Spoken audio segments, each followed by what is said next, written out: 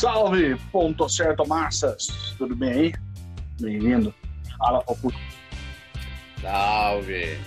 Bom? Bom. Maravilha. Meio Alô? torto, mas bom. Faz parte da vida. Sério. Ah, Né? Sabia que valia a pena aqui, ó, de novo, ó. Ó. eu não tenho. Eu tenho. Triste não ter o próprio hidromel pra tomar. É triste. É muito Faz triste. parte da vida. Faz parte da vida. Ai. Vou esperar o povo chegar. O primato do futuro chegou. Joyce. E aí, minha cara Joyce? Como tá você? Tudo na paz? Fala, Joyce. Joyce compartilhando experiências gelatinosas com a galera nos grupos aí. Sim. Fala Lobato, beleza? Bem-vindo. Charles Schultz. Seja bem-vindo, Charles. Tudo bom, meu caro? Isso aí, galera. Galerinha entrando aí no nosso Hidromeliantes. Felipe Nop. Carlos Áustria. Carlos Áustria Júnior? Seria tu, Carlos Áustria? Se for um cidadão daí de Porto Alegre que trabalhou comigo no navio em 2011, cara. Se for, Massa. nós embarcamos juntos no navio, no Splendor of the Seas da Royal Caribbean, em 2011. Não conheço nenhum outro Carlos Áustria que não seja aquele cidadão. É provável que seja. Não me remeto Ícaro, pra ninguém. fala. Isso aí, Joyce. Tem que distribuir conhecimento, cara. Aliás, parabéns a todos que transferem um pouquinho do seu conhecimento nessa vida. Tá, Né? Quem está agora, quem vai assistir o vídeo depois. Cara, compartilhar é a melhor forma de aprender. Então, parabéns a todos que se doam aí nessa arte maravilhosa de transferir conhecimentos, cara. Isso é algo sensacional. Bons tempos em que eu dava aula. Era divertido. Cerveja à luz chegou também. Muito bem. Adilson Horicon, também bem-vindo. Muito bem. Galera, vocês podiam aproveitar, né? Tipo, nesses momentinhos assim, que tá começando, que a gente tá naquele início ali, dando partida no motor e tal. Vocês podiam convidar mais gente para entrar nas nossas lives, né? Passa a palavra adiante. Fala, ó, galera, tem a live lá, vão assistir seus orelhas. Os caras que estão lá são dois orelhudos, mas são fofuchos, são legal. Então, convida a galera, ajuda a gente. Ajuda a gente, por favor. Luiz, viu quem é que tá dando oi pra nós ali? Menino. Sim, Lembra dele? Gribler. É o Fábio. Quem? O Fábio aqui do Sul, cara. Ah, sim, com certeza. Total. E a horas. Salve, Poxa, meu que querido. legal, cara. Esse é das antigonas mesmo. Andava sumido e deu um oi esses dias. E agora Pô, tá aí com a que gente. massa, cara. É. Que massa. Fala, Fala, Gabi, pra incomodar. Gabi Lando. Bem-vinda, Gabi. Tudo bem com você? Seja bem-vinda. Isso aí. Bom, Bonetinho, eu acho que 16, 17 almas presentes já é mais que suficiente para nós começarmos o assunto. Vai que dá uma daquelas lives bombadas e a gente fica sem tempo, né? Então melhor a gente adiantar o esqueminha aí. Ô, Fabião. Tem 3. Olha aí, Fabião. Valeu. Tem 3 perguntinhas. São rapidinhas até. E uma eu vou deixar pro final porque tem a ver com o tema de hoje. Né? Para quem acompanhou aí, viu os anúncios, hoje a gente vai falar só de tradicionais, né? Isso aí. Então, vou puxar aqui as perguntinhas. Sim, com certeza. Faço produção, maquiagem, iluminação ajuda, então funciona. João Gabriel Cassiani. Fiz a primeira traseca para clarificação e estou tendo refluxo de ar no airlock. O que fazer? Cara, tu está tendo problema de diferença de temperatura e de pressão dentro do fermentador. O que acontece? Quando a gente fermenta, a pressão dentro do fermentador é positiva, ou seja, ela é mais forte do que fora. Então, por isso que o ar sai. Quando a gente trasfega e tem uma mudança de temperatura, isso faz mudar a pressão interna dentro do fermentador. Então, o ar vai entrar de volta, né? Vai ter o refluxo. O que tu pode fazer é dar uma abridinha no fermentador ou cuida da temperatura, né? Para poder ajustar isso, tá? Não tem nada de errado acontecendo. É um processo que pode acontecer naturalmente, mesmo quando antes de tu fazer tráfego ou depois de um certo tempo. Então não te preocupa, só dá aquela abridinha para ajustar a pressão e ver se está tendo variação de temperatura e cuida para não variar demais, para não ficar entrando ar para dentro. Até uma outra opção, cara, porque o ar, ele pode ainda, esse ar a mais entrando ali, ele pode contribuir para uma oxidação, num caso horrível, até numa contaminação que pode entrar junto com esse ar, né?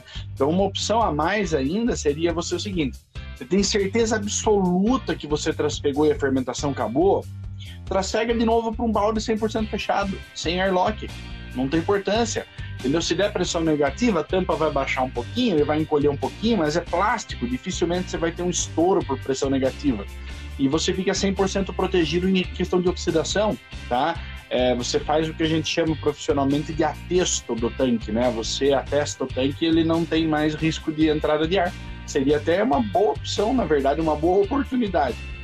Porque se ele está tendo esse refluxo negativo, né, Bonetti?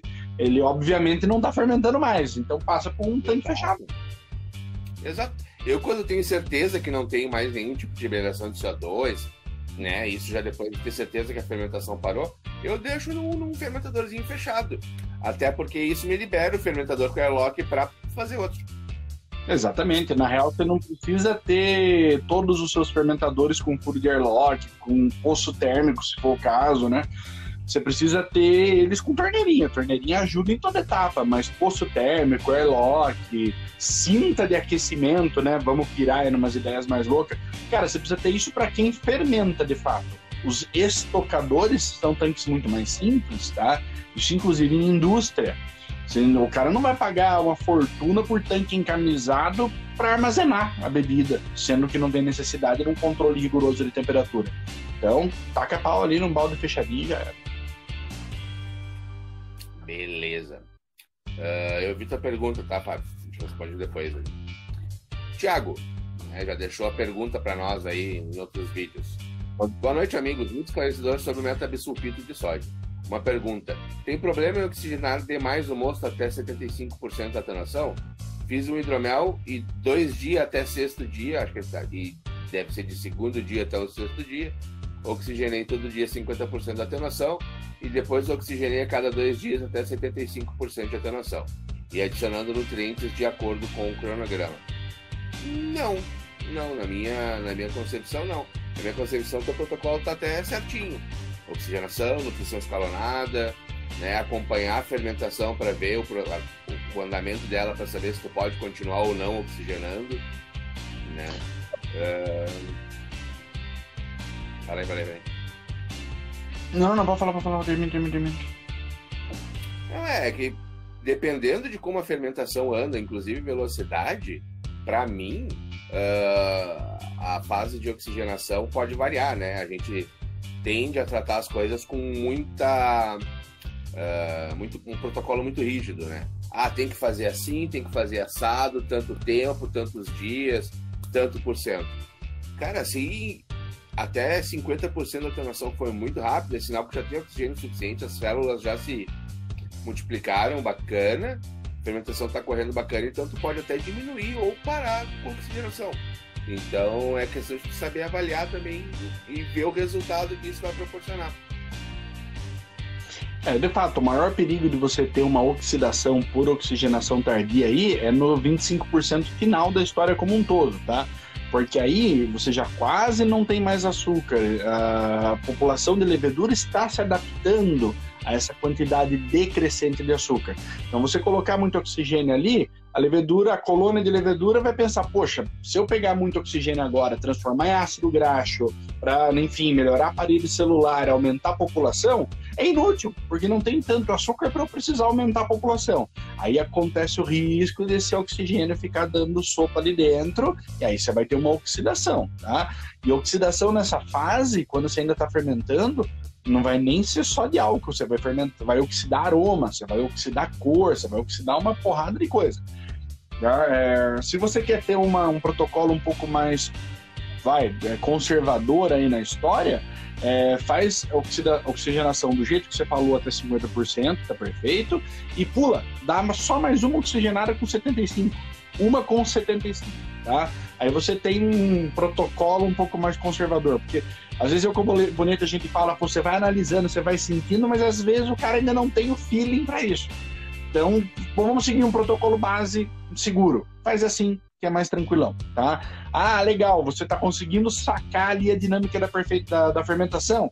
Pega o que o Bonetti falou, que foi na veia, tá? Então aí uma coisa ajuda a outra. Deixa eu só dar oi pro Edão Porva que entrou, Paulo Camilo entrou também, Léo Rodrigues também tá chegando por aí, o Idevara não cumprimentou. Uma galera chegando aí. Pessoal, eu não vi todo mundo que está entrando, mas sejam todos muito bem-vindos. Abel Paz também está aí, Gabriel Luft, LW Michelon também está por aí. Sejam todos muito bem-vindos. Está aí, não tinha visto, equipe do RAM. Se tiver CO2 dissolvido, bom, Ricardo, Fofu Churran é aquela coisa, né? Para você oxigenar primeiro, você tem que remover CO2. Se você simplesmente fizer a prática de oxigenação sem uma remoção adequada de CO2 antes, o CO2 está meio que ocupando o lugar, né, do oxigênio ali no mosto. Então você não vai ter uma oxigenação efetiva de verdade. O ideal é primeiro abrir o fermentador, mexe no líquido, faz atrito, faz todo aquele CO2 que está ali borbulhar para fora, com cuidado para não virar um vulcão seu fermentador, né? Deixa borbulhar até chegar no mínimo de barulhinho que você vai escutar da efervescência ali, aí você faz a oxigenação. É mais fácil assim. Se tiver muito CO2 presente, não vai ter, é de boa. Só remove o CO2, qualquer coisa também, e abraço. Bom, vamos então para a última pergunta do vídeo passado, que já começa nosso tema de hoje, né? Grandes mestres Luiz Bonetti, parabéns pelo trabalho. Muito obrigado, né, meu querido. Foi do João Gabriel Cassiani também. Opa! Como podemos utilizar e encaixar esméis silvestres encorpados, minerais e as leveduras que valorizam e equilibrem esse aspecto em hidromel tradicional?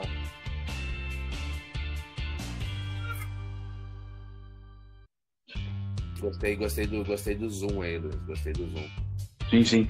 Não.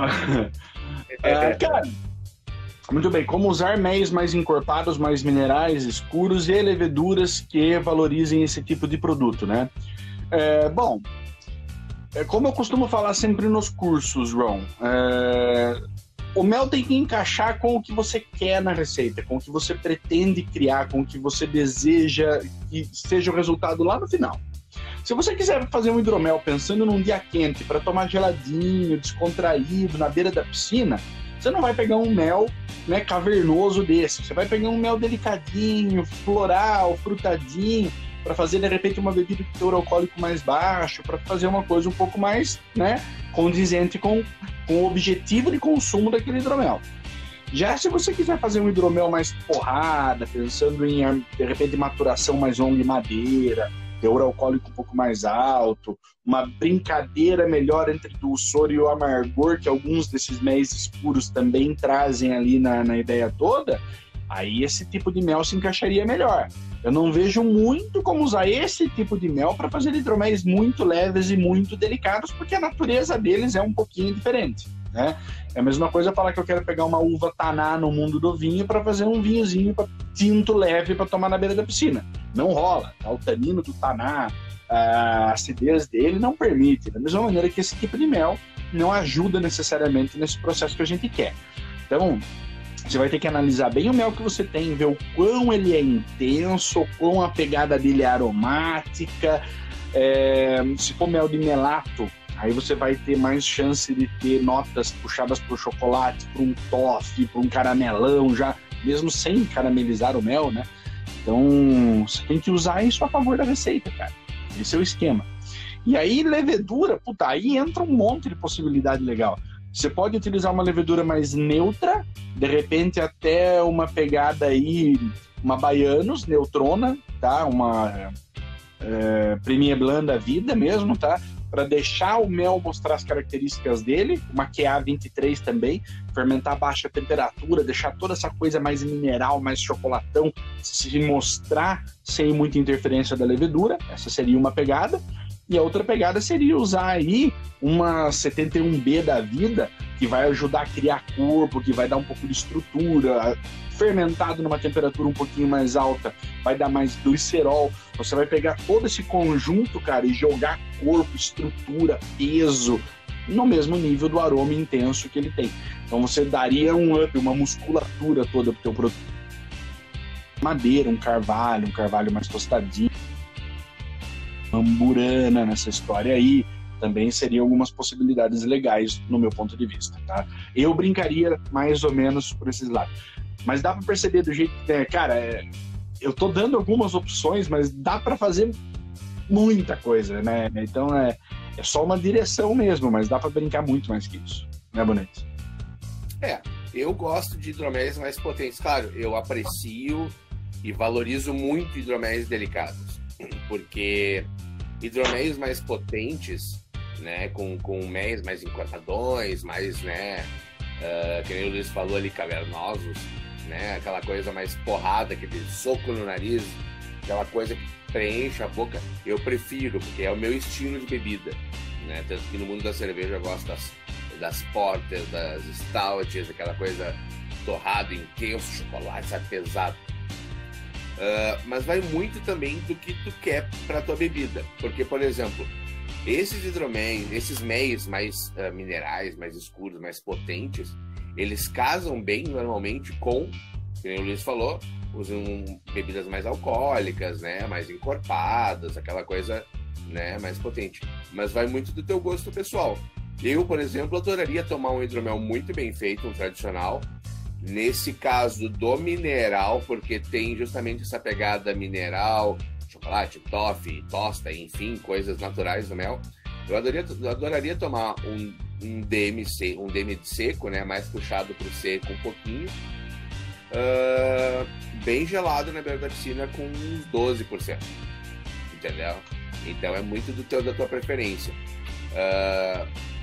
O importante é tu conhecer o teu mel, saber bem as características dele e tu conhecer as leveduras que tu tem na mão para poder casar da melhor forma, né? Eu preferiria, no caso dos tradicionais de uma maneira geral, né, aproveitando o tema de hoje, eu prefiro leveduras um pouco mais neutras, porque elas tendem a valorizar o mel e o trabalho e a execução bem feita da fermentação.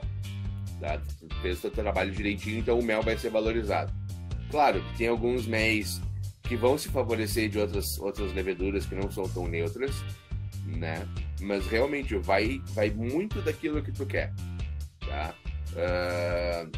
Eu tenho aqui um mel de Bracatinga que eu ia fazer uma base boucher para fazer outra aspiração, e eu tô pensando seriamente em mudar os planos de fazer um tradicional, né?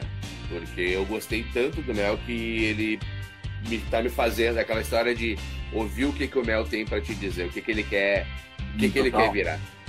Então, ele tá me dizendo que ele quer virar um tradicional, sabe? Então eu vou tentando trabalhar em cima disso. Mas é isso, cara. É bem o que o Luiz falou e de encontro ao que tu procura, ou o que o mel tá te dizendo que ele quer ser. Isso aí, não tem muito mistério. Que mais? Temos. A Gabi perguntou aqui, não sei, eu devo estar pulando alguém, mas só para responder ela, que isso aqui é um tema bem recorrente. Lá atrás. A questão da água ali, da água hidromeleira, né? Muito se pergunta sobre, mas não há nada concreto, cara, pelo menos não que eu tenha esbarrado por aí, algo que valide alguma teoria em si. O grande problema de você pegar água com perfil mais duro, perfil mais mole, enfim, para hidromel, é que o mel é rico em minerais, né? Então ele acaba modificando muito a própria estrutura química ali, né, da água. Então não tem muito que você faça, a não ser que você faça uma análise prévia do mel, saiba exatamente o que tem de carga mineral ali para saber o que ele vai fazer na água, para você fazer uma correção em cima disso, tá? Mas até então, o que os caras que eu sigo aí, que são referência de hidromel nos Estados Unidos da vida, né? Você pega o Kemo Schwan, você pega o Steve Piazza, o que eles falam até o momento a água tem que ser neutra, inodora, isenta de contaminações, isenta de partículas e só, tá? Eles não indicam uma água com perfil exclusivo. Eu adoraria ter alguma coisa mais específica em relação a isso para te passar, mas até o momento não. E eu nunca fiz tratamento nenhum em água para fermentação, tá? Eu tenho mantido ali só realmente água sã, água límpida, para ter qualidade final na fermentação. Primata, pH cai na mesma pira, cara. O que o mel tem vai modificar bastante o pH, tá? Em geral vai trazer o pH ali para uma faixa de 4, 4.7. Raramente eu vi ele mudar muito mais do que isso.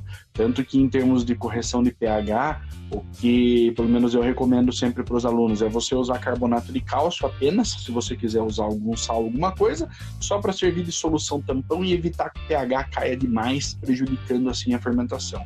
Então só mantém ali. Eu tenho carbonato aqui, mas quando eu faço hidromel em casa eu não uso. Eu tenho ele como um backup. Se eu vejo que está começando a querer baixar demais o pH, eu entro com o carbonato. Mas, cara, precisei uma vez, acho até hoje, só em uma porrada de hidromel que eu já fiz. Então, é bem de boa.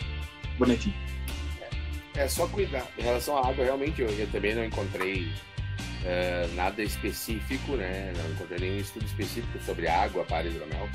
Eu sei que existem alguns estudos universitários sobre produção de hidromel em que eles falam sobre água, mas eles não são específicos. Uhum. Então, eles não têm assim, a água deveria ser assim, a água deveria ser assado, né? A única preocupação realmente, que nem o Luiz falou, é a questão de cuidar para não baixar demais o pH, né? Para a levedurinha não sofrer. Então, quem faz hidroméis mais cítricos, né? Tem que ter esse cuidadinho, mas normalmente não baixa tanto a ponto de atrapalhar esse ponto. Sim, até no meu livro o Camilo colocou ali, né, que se tiver adição de fruta a tendência é baixar mais ainda. No meu livro eu pesquisei quais tipos de ácido tinha nas frutas, então lá consta, né, a tal fruta tem ácido X, tal fruta tem ácido Y, né, para o cara já ficar meio ligado aí que na hora da composição.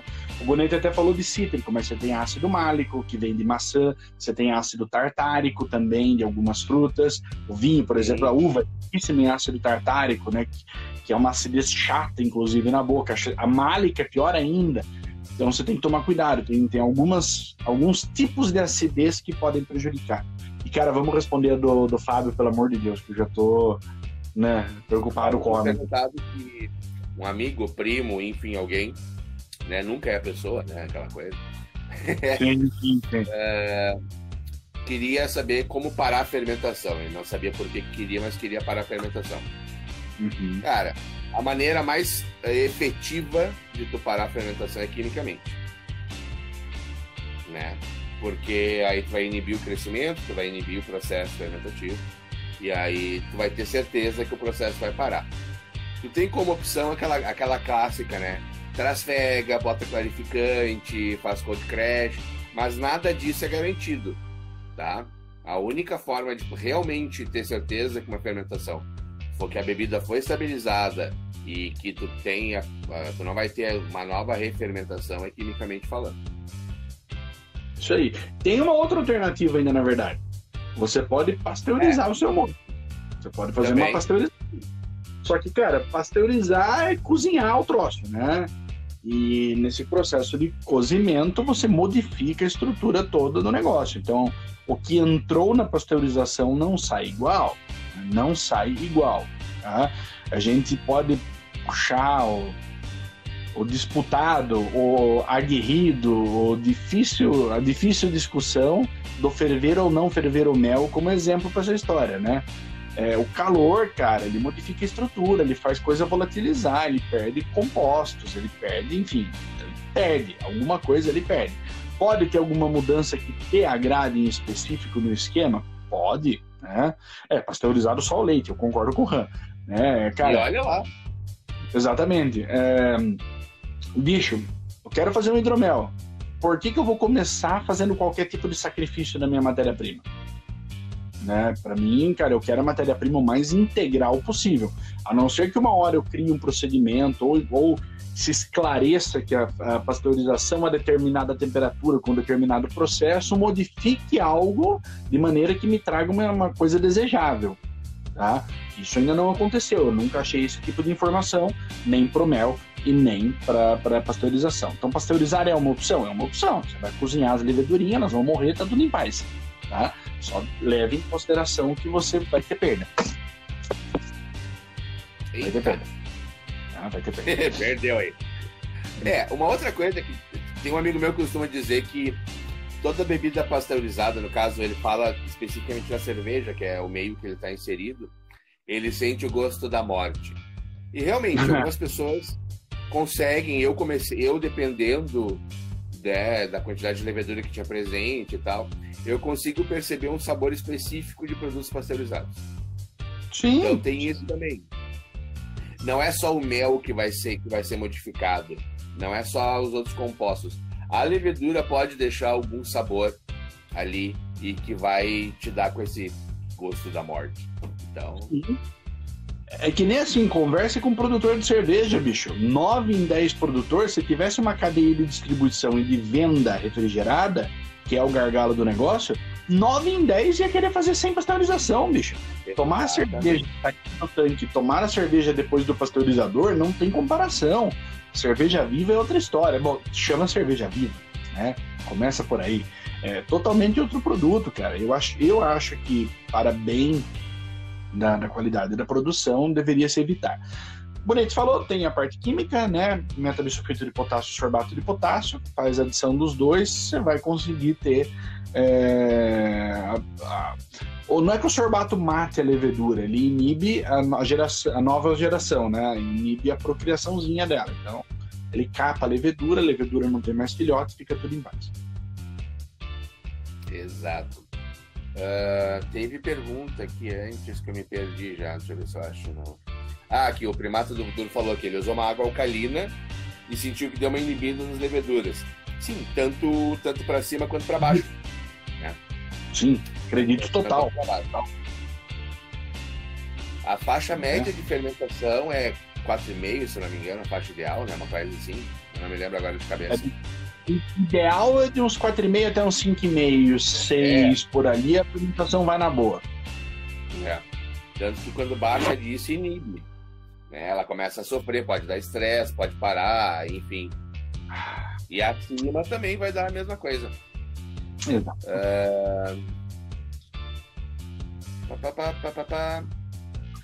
Enquanto o Bonito tá no papapá, pessoal, qual tema vocês querem para a live da semana que vem? Estão colocando aí qual tema vocês querem, tá? Então, hoje é tradicional, então a próxima a gente pode falar de melomel, pode falar de Pyment, pode falar de Mefeglin, pode falar de Bragô, cara, tem todo o resto da patota aí pra gente bater papo. Cara, quer pegar um tema de hidromel que não seja necessariamente estilo, mas que esteja ligado ao hidromel também? Sugere aí, cara. De repente vocês têm a pérola na mão e a gente pode fazer uma live super massa com um tema razoavelmente fora da curva. Sugere aí, pô. Não fiquem tímidos, por favor. Ok. João Cassiani, né? Ou Cassiane João, como tá aqui. Caso estiver usando o controle de temperatura na clarificação, qual temperatura manter? Provavelmente deveria ser. Baixa. Baixa. Sempre baixa. Não é baixa, cara. Eu diria de 15 para baixo. Tá? Pelo menos 15 graus, pelo menos. Abaixo disso, toda a temperatura ajuda. Porque temperatura baixa você para qualquer resquício de atividade que você tem ali dentro, algumas partículas aglutinam melhor, então você vai ter uma possível, não é garantia, mas você vai ter uma possível melhora na clarificação ali, tá? Baixa temperaturas.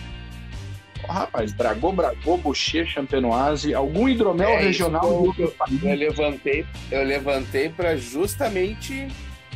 Cara, presença ilustre do menino Henrique Boaventura, o senhor Anti-Live. Muito bem. Os nomes, você tá pensando, Abel, nos hidroméis poloneses? Poltorak, Dvorniak, esses carinhas? Enquanto o Abel responde ali, o Bonete chega na próxima. Deixa eu aproveitar e fazer um jabá rapidinho. Eu tô anotando a sugestão. Não, anota. Enquanto isso, eu vou fazer um jabá rapidinho aqui. Galera, para quem já assinou o clube, né, do Dente Azul, que se chama Clube Melidratos, do qual o Abel é um deles, inclusive, o Cassiano é outro, dos que estão aqui presentes. Saibam que a primeira caixa, a caixa ouro, que foi que a maioria assinou até agora, tá de arrebentar, cara. Eu montei uma caixa assim para ser a primeira com os 2 pés no peito, tá? Então a primeira caixa vai rolar o Mighty Mo, porque, cara, é o Mighty Mo, eu tenho que colocar o Mighty Mo, não tem como. Já que é primeiro, para comemorar, vai um espumante Champenoise de hidromel, tá? Da Langskip, vai rolar um Champenoisezinho, não tá perto, não pegava. E vai rolar também o Aurum Aura Blanc, que acabou de ganhar medalha de bronze na Mazer Cup International nos Estados Unidos, o maior concurso de hidromel do mundo. Então, assim, é claro, né? Essa primeiro pack eu exagerei mesmo de propósito, mas, cara, é a inauguração do negócio. Tem que ser um pack especial, tá? E vai com um materialzinho complementar especial falando sobre cada um desses hidroméis, tá? Vai uma ficha técnica completinha à parte. Inclusive, de vocês já tá viajando. É só para avisar, do Cassiano, do Abel, mais 2 ou 3 já estão viajando. Então, cara, vai com materialzinho complementar, vai tudo bonitinho. Se preparem que o primeiro pack é e bater os 2 pés no peito. Quem não conhece ainda, Clube Melidratos, entra lá no site do Dente Azul, na parte Clube de Hidromel, você vai ver lá as opçõezinhas que tem, tá? Jabá feito, Bonete. Domingos Hidromel. Qual a melhor forma de maturar? Fermentador ou garrafa? Temperatura ideal e tals. Então, eu tenho por hábito maturação no fermentador ou, enfim, num recipiente, né, num maturador, porque eu maturo todo o lote junto, não vai ter diferenças, tá? Para mim, essa é a vantagem. E outra coisa, eu gosto de maturar tudo junto porque se por acaso eu tive algum problema na minha etapa de clarificação, vai decantar junto e eu vou poder depois, na hora do invase, ter uma bebida mais limpa, tá? Exato. Então, para mim, funciona assim. Tem vantagem um sobre o outro? Cara, não vejo vantagem um sobre o outro, né? A única vantagem é realmente essa coisa do lote inteiro estar homogêneo, né? Não ter diferença de garrafa para garrafa, tá? Quanto à temperatura e tudo mais, cara, é o que a gente falou. É temperatura mais baixa, né? De preferência, que é a fermentação ali. Eu gosto de trabalhar entre 10 e 15 graus, dependendo das minhas condições, tá? Bonete? Oi? Bonete? Bonitinho? Fofuxo? Pessoal, vocês estão me ouvindo? Foi o Bonete que dormiu ou foi eu que dormi? Alô, pessoal? Alguém dá oi pra mim, pra ver se sou eu que caí ou o Bonete que caiu?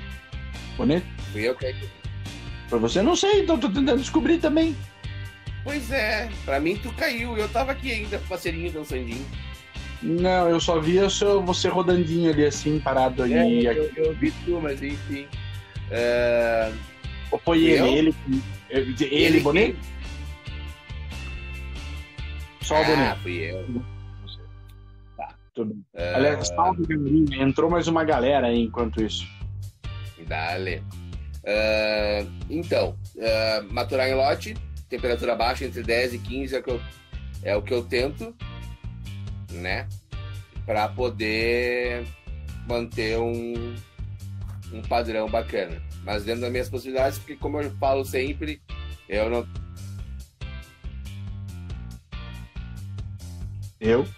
Bonete!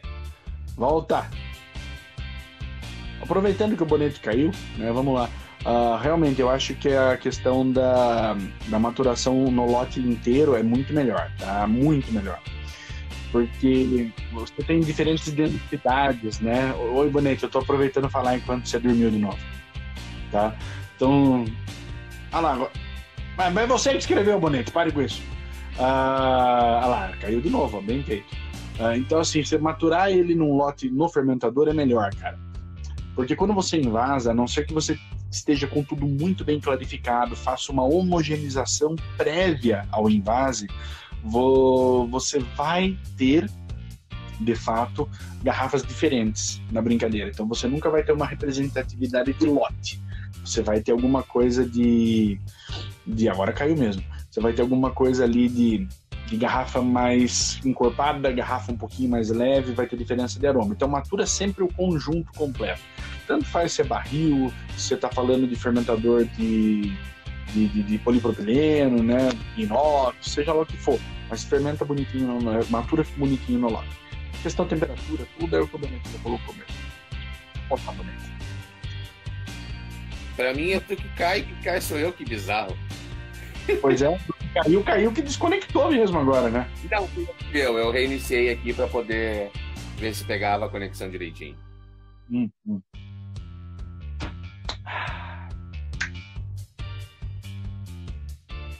Mas enfim, agora eu não tenho mais acesso a possíveis perguntas. Deixa eu ver se tem mais alguma coisa aqui, deixa eu rodar. É que eu sempre me atrapalho nesse trem aqui, mas vamos lá. Enquanto isso, deixa eu falar sobre tradicionais, né? Cuidem quando vocês forem fazer hidroméis tradicionais, para se ele secar muito, porque ele pode dar a impressão de que é um vinho branco para algumas pessoas e ele pode não valorizar o mel que tu escolheu. Isso é importante, tá? Eu particularmente prefiro, na média, para os tradicionais, dele seco, por conta de que ele ajuda a valorizar um pouco mais o mel. Mantém um pouquinho de dulçor, né? E não secando tanto, ele ajuda a manter o perfil sensorial geral do mel, para mim, um pouco mais. Então, cuidem com isso, né? Assim como se forem mais potentes, muito seco pode ficar meio rasgado na boca, então. Exato. Tem uma pergunta ali. Gustavo Varela. O que falar sobre metabisulfito de potássio? Quando usar ele no hidromel? Usar ou não usar? Bonete. Para mim é uma questão de escolha pessoal, tá? Eu particularmente não uso. Mesmo na minha linha profissional, eu não uso, tá? Eu prefiro trabalhar o hidromel para que ele se baste por si só, tenha uma fermentação adequada, tenha todo um processo adequado para que ele se baste por si só, sem adição de metabisulfito ou sorbato e o que for. Tem gente que usa metabisulfito antes da fermentação para garantir que não vai haver competição. Tem gente que usa no finalzinho da fermentação para ajudar a estabilizar e parar, né? Não parar a fermentação, mas enfim, para ajudar a estabilizar a bebida e as levedurinhas pararem de trabalhar no seu tempo e ficar dentro da faixa onde tu quer de densidade final, teor alcoólico, enfim. Tem gente que usa na maturação para garantir, terminou a fermentação, faz a trássega para maturação, faz a adição para garantir que a maturação também vai acontecer livre de possíveis coisinhas ruins. E a quantidade, o Luiz fala melhor, porque eu nunca lembro, como eu não uso, eu nunca lembro. Perguntaram o que eu tô tomando. O que você acha que eu tô tomando? Tô tomando um White Moon, cara. Um White Moonzinho. Não adianta, cara. Eu sou fã desse caboclinho aqui. Tanto que o próximo lançamento vai ser um hidromel, né? Vamos falar assim, primo do Mighty Mo. Vai ser bem aparentado com o Mighty Mo. Assim. Não tem, cara. Tem que fazer parecido com esse trem. Complementando a resposta do Bonetti, o metabisulfito, cara, qual que é a função desse cara? Ele aporta dióxido de enxofre livre no seu hidromel, certo? Então, o metabisulfito ele é um pozinho branco que quando você coloca ali, se eu não me engano, a cada 2 gramas de metabisulfito você tem 1 grama de SO2 livre, dióxido de enxofre livre, tá? O dióxido de enxofre ele vai substituir o oxigênio dentro do líquido, causando uma proteção contra a oxidação, e ele é tóxico para vários micro-organismos também, para vários tipos de levedura, então ele vai causar uma proteção também contra algumas contaminações, certo? Então, as funções principais é evitar a oxidação e proteger contra algum tipo de contaminação tardia no seu produto, beleza? Então, sabendo o que ele faz exatamente, talvez te proporcione munição para decidir, como o Boreto falou, uma questão de escolha, se você quer ele ou não. Tem produtor que coloca metabisulfito até antes da fermentação, porque o metabisulfito ele não mata todo o micro-organismo, na verdade ele é um seletor natural de levedura, por exemplo.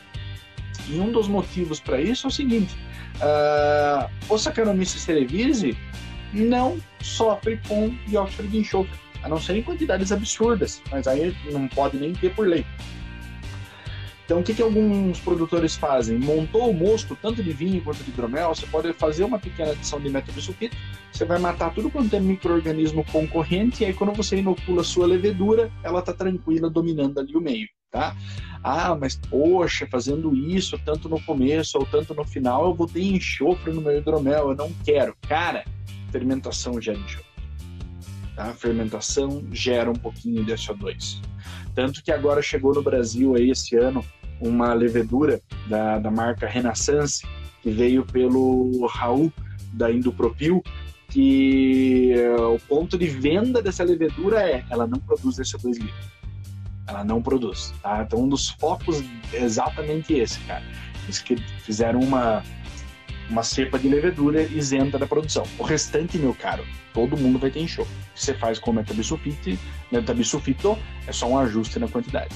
O Bonetti falou de quantidade, cara, de cabeça eu não lembro, bicho. Tem um post lá no Pompeia Hidroméis onde eu falo da quantidade permitida por lei, tá? Claro que você não precisa botar ali no talo do permitido por lei, até porque sulfito você pega no nariz, tá? O sulfito ele é bem presente no nariz, então cuidado com a quantidade que vocês usam. Beleza? Tem que cuidar a quantidade, até questão de, como o Luiz falou, na fermentação libera enxofre, que é o famoso cheirinho de ovo. Exatamente. Então, podre. Ovo podre, exato, para não falar outro aroma recorrente que o pessoal se refere, né? Vamos tentar ser polidos aqui, né? Não dá pra ficar falando de peido assim ao léu. Muito mais peido do que rinoceronte, que é o que eles falam nos Estados Unidos. É absurdo falar isso. Rinoparte é foda. Mas enfim, tem que cuidar por causa disso, tá? Também. Então a quantidade vai influenciar nesse ponto também. Então, e a presença de enxofre em a alta presença de enxofre por conta de fermentação é um erro de fermentação. Proveniente provavelmente de temperatura, então, ou taxa de álcool, enfim. Então, tomem cuidado com isso. E, né, já que a gente tá falando isso para ser o tradicional hoje, lembrem que qualquer coisinha aparece, porque a gente só tem o mel. Então, o tradicional, apesar de ser o mais básico, é o mais difícil, né, de trabalhar, porque qualquer desvio vai aparecer. Então, tenham em mente isso. E além de você ter muito mais chance de ter problema, né? Por exemplo, você vai fazer um melomel da vida, cara, melomel ajuda na nutrição da levedura, ela ajuda em vários aspectos. Então ele perdoa muito mais o produtor. O tradicional não, bicho, o mel é levedura, cara. Se você fizer besteira, isso vai refletir no teu hidromel. Então o tradicional, ele acaba sendo um desafio técnico muito legal para quem produz, muito legal.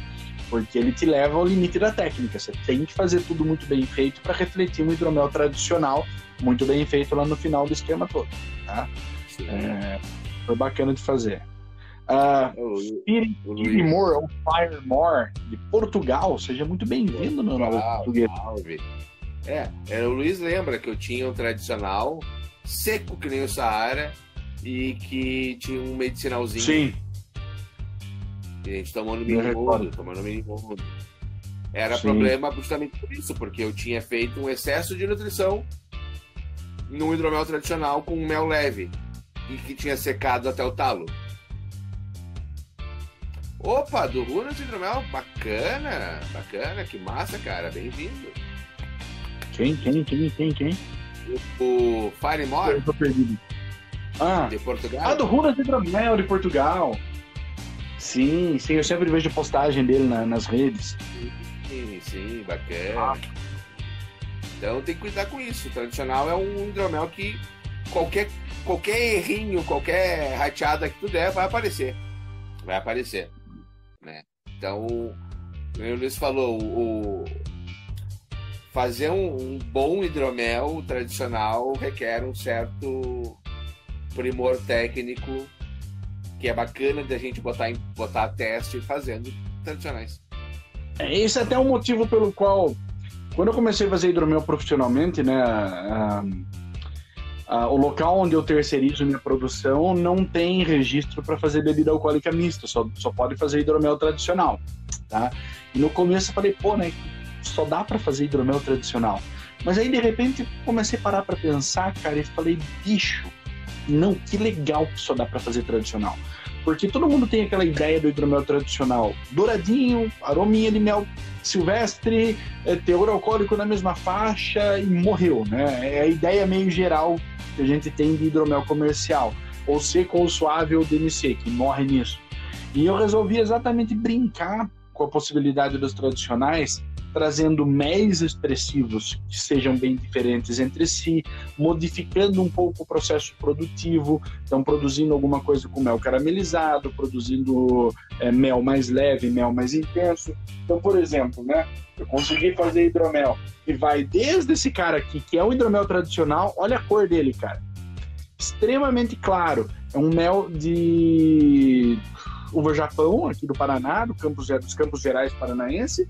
E aí a gente chega num cara, na outra ponta da série, né? A gente chega nesse hidromel aqui. Então olha a diferença entre eles. Aqui benga, mais teor alcoólico, com outra pegada. Até exemplificando lá pro Cassiane, né? Hidromelzinho leve, teor alcoólico baixo, para você tomar bem friozinho, bem geladinho no balde.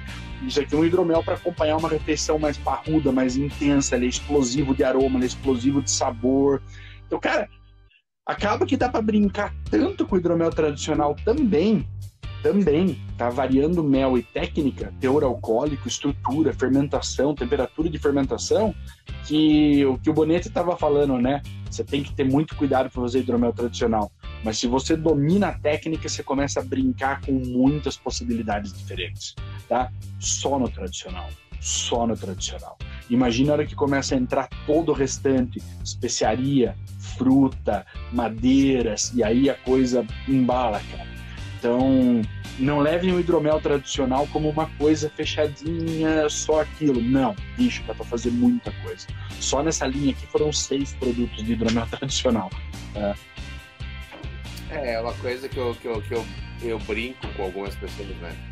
Fazer hidromel é fácil, porque tá dando errado, taca fruta, taca especiaria, ela vai esconder. É que nem eu falo pro pessoal da cerveja também. A cerveja deu errado, taca uma fruta, faz uma frutibia e deu, resolveu, né? Agora, hidromel tradicional, o pessoal tá acostumado a ser silvestre, que a gente falou. Sim. Quando tu começa a entrar no mundo dos méis de florada específica, os monoflorais, né? Que na verdade é a florada predominante, mas enfim, tu começa a ter diferenças muito bacanas. E não são diferenças sutis, tá? Não é nada sutil muitas vezes. Nem o Luiz mostrou o tamanho dele aí. Cara, olha, só na cor tu tem uma diferença.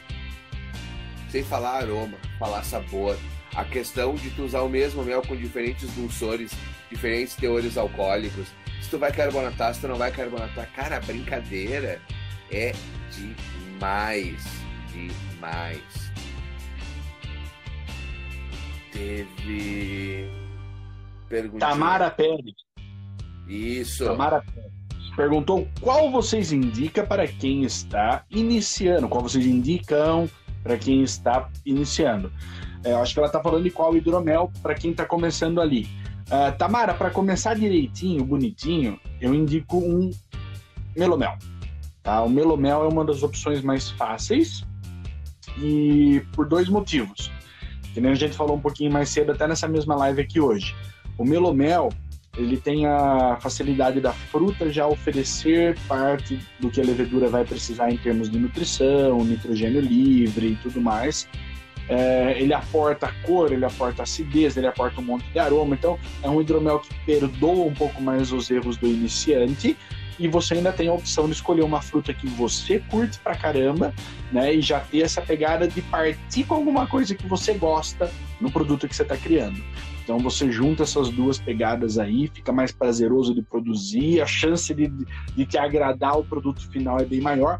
Cara, é importante, né, você terminar um produto e falar, porra, legal, eu gostei, eu sentaria e beberia uma garrafa do que eu produzi, né? Isso é sempre importante. Então eu recomendo melomel, cara, e vai numa frutinha que você curte, certo? Eu acho que a chance de sucesso é grandona. E mesmo para quem tá, se a pergunta fosse voltada para quem quer beber, só para não produzir, né? Melomel é mais fácil de tu consumir, porque a gente costuma comer muita fruta, né? E tomar suco e comer doces que levam frutas, então a gente tem essa proximidade no nosso paladar. Muitas vezes, dependendo se for uma bebida mais seca ou um mel um pouco mais potente ou com especiarias, às vezes a gente não gosta de uma especiaria. Então, com frutos, meloméis são uma pegada mais tranquila de começar. Exato. Só complementando. E só para complementar, que a Tamara colocou uma complementação, só para a gente não perder o fio da meada dela.